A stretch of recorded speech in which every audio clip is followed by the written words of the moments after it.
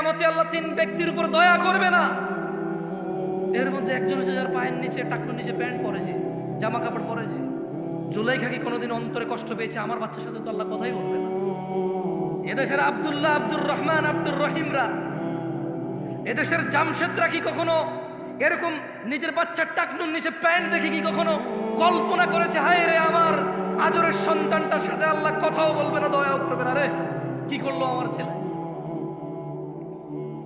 এই দেশের জামশেদরা, আব্দুল্লাহরা, আব্দুর রহমানরা, এই দেশের আব্দুল করিমরা কখনো কি নিজের ছেলেটা ফজরে ঘুমিয়ে আছে ভেবেছে যে আমার বাচ্চাটা মারা গেলে জাহান্নামে চলে যাবে সলাতের হেফাজতকারী না বলে? কোনদিন কি কল্পনা করেছে এই দেশের আব্দুল করিমরা? বলেছে? বলেন তো। ইসলাম তাহলে ওর কাছে কতটুকু পরিচিত? ও ইসলামকে কতটুকু জানে? কিভাবে জানে ইসলামকে সে?